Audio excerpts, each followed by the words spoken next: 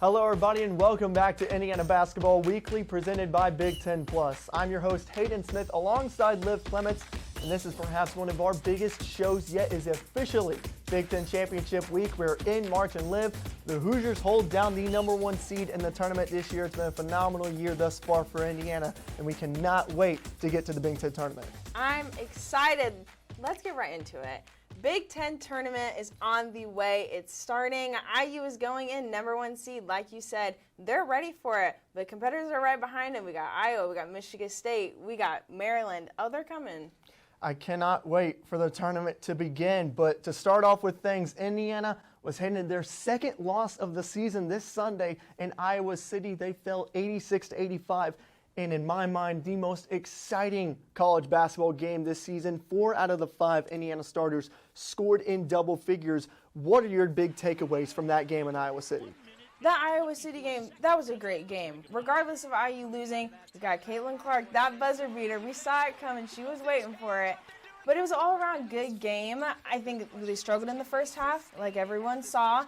That first half hurt IU a little bit, but they got that chip on their shoulder now. This will help them in the Big Ten now and going into March Madness. I think that Iowa game was what they needed. One of the biggest crowds I've ever seen in women's college basketball, and those Iowa fans care deeply about their Hawkeyes. And I gotta say, most Big Ten teams are gonna crumble in that atmosphere, and Indiana, I was very impressed with how they played. But like you said, I think that's a good loss for Indiana. We'll talk about that here pretty soon. Indiana's season has officially wrapped up, 26-2 in the regular season. Big Ten regular season champions for the first time in 40 years, and they went undefeated at home. Liv, it pegs the question, is this the best season in Indiana women's basketball history? I mean, hey, it's fair to say, stack the numbers, undefeated at home, Big Ten regular season champions. You have Defensive Player of the Year for the Big Ten. We have Big Ten Coach of the Year now twice with Terry Morin. I think it's fair to say that this team could be going to the history books for IU. But how do they match up with Big Ten tournaments in March Madness? Like I said, you never know what can happen. So with regular season, yeah, this team is great. They have the potential. I'm ready to see, though, what happens in that Big Ten tournament March Madness. How does that affect their legacy going on? And you alluded to it right there. The awards for the Big Ten came out yesterday. Like you said, Terry Morin is the Big Ten Coach of the Year, her second time in her career here at Indiana. And then other players were also mentioned. Mackenzie Holmes, Defensive Player of the Year. She was also named to the unanimous on the first team. Grace Berger also on the first team. Chloe Moore McNeil, second team. And then 3 players on the honorable mention between Yarden Garzone, Sydney Parrish, and Sarah Scally. I got to say, I'm pretty baffled with how Sydney Parrish was not named to the second team because she's had a phenomenal season. Sydney Parrish is great. She's a star coming from Oregon with her first year here. But I need more from her. I need more from Sydney Parrish. I think you saw it in that Iowa game. That first half wasn't what we wanted. And that could have changed a lot for them in the second half. She dropped 16 that second half, which is what mattered. But go for the three-point shot. Attack the paint. Hit the free throws. I think that will be important. I'm excited to see what continues with her for this IU season and what she can do in this Big Ten tournament and go into March Madness. Tourney is the time to shine, and I think she will. And like you just said, Liv, we are right around the corner. The Big Ten tournament is going to be this weekend in Minneapolis. IU's got the #1 overall seed, and they await either Michigan State or Nebraska.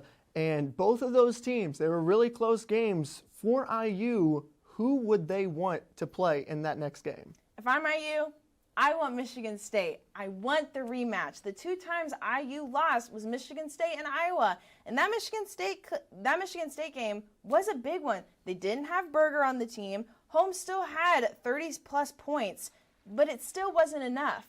IU, if they're competitors, they'll want that Michigan State rematch, and they're going for it. Both of those games extremely close, of course. Lost to the Spartans in East Lansing. And then an overtime game, the only one this season against Nebraska, back in Bloomington merely days later.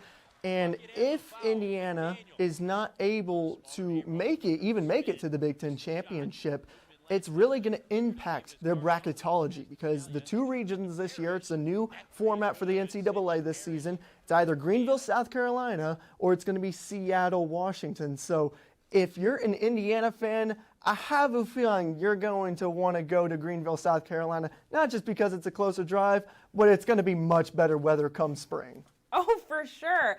IU has to fight for the pressure that they've put on themselves this season, but for their fan base as well.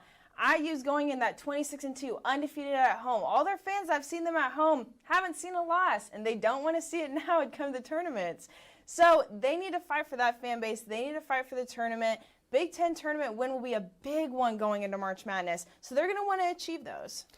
And for Indiana, if they want to get back to the top, they have not won the Big Ten tournament since 2002. To put that in perspective, I wasn't even born whenever Indiana won the tournament last time. So it's going to be in Minneapolis. What does Indiana need to do to get the job done? Indiana needs to keep doing what they're doing. I know those 2 losses were hard, but they were what they needed to get a chip on their shoulder going into these tournaments. I think the 3-point shot is going to be a big one. 20% around there was what they were shooting with that 3-point for the 2 losses they had. We need Sydney Parrish going for that 3. They need Chloe Moore McNeil going for that 3. And be more attack those positions when you're open for it.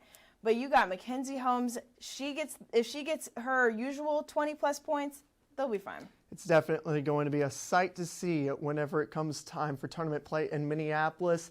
So if it comes down to it, is Indiana looking for that rematch against Iowa in the Big Ten Championship? They're looking for it. They're looking for it. Mackenzie Holmes, she still has to prove herself. IU needs to back her up, and they got to go for it. Caitlin Clark, she's still a force to be reckoned with. She wants that more probably, honestly, at this point. So that IU-Iowa game, that's going to be one that's going to be on the headlines. I saw something on Twitter that said if in any other universe, if Caitlin Clark did not exist, Mackenzie Holmes would be the Big Ten Player of the Year, and I could not agree more. I agree. We're going to enter our final segment here. This one's called Media Mayhem. We sent out a question to all Indiana fans asking them for their responses on what they wanted to know about this Indiana basketball team. So we'll get started off with our first question that comes from Blake Beams 17. And Liv, he asks, is there any concern for the team after their loss to Iowa? I don't see a concern. I see a chip on their shoulder. I see them competing and now understanding anything can happen. That was a glimpse into March Madness. That was a glimpse into the Big Ten tournament. Anything can happen. I think it'll be good for them. I got to say, I agree with you. I think that is a loss you never want to lose, but for the Indiana Hoosiers, they kind of needed a little bit of a reality check going into March Madness, and it's going to be a tough environment. It's going to be a neutral site. You no longer have your home fans behind you in Bloomington, so it's going to be a lot different. So I think there's no concern, but there's definitely takeaways that you can have after that game. Our next question comes from Riley Woodall 2025, and he asks, will IU make it to the national championship? I love this question. Liv, what are your thoughts? I got to say, they're a top competitor. Whether you say or not, Big Ten Conference is the hardest conference. And those competitors in there, they're wanting, after this Big Ten tournament, there's one more goal, and that's the championship. Don't count out, though, South Carolina, still undefeated and still has not lost. Stanford, UConn, LSU, they're right behind them. But IU's up there. Don't sleep on them. I'm not going to get too far ahead of things right now, but I got to say this is a team that has the potential to make it to the national championship, Riley, but are they going to win it? Well, we're going to wait and see if that happens. First off, our final question comes from Hoosier Fan 101, and he asks, what teams does Indiana need to look out for in the Big Ten tournament? When you look at teams, you look at South Carolina.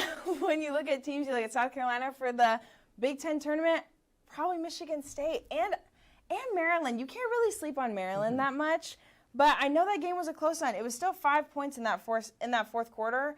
So Maryland will be a big one, Michigan State, but I know I'm ready for that Iowa one. I'm ready for that rematch. I want IU to go out there and fight for it and have Caitlin Clark shut down. I got to agree with you, Liv. I think people tend to kind of brush that Maryland game under the rug because, ladies and gentlemen, like she just said, that was such a close game going into the final minutes of the fourth quarter. And this Maryland team, they're just clicking on all cylinders right now. And again, people forget, they just beat Iowa, and handedly, they beat them by 20-plus on their home floor. So, without further ado, that is going to do it for us today. Thank you so much for joining us, and make sure to stay up to date with the Indiana Hoosiers. Follow @Indiana on BTN on Twitter, and we will see you all next week.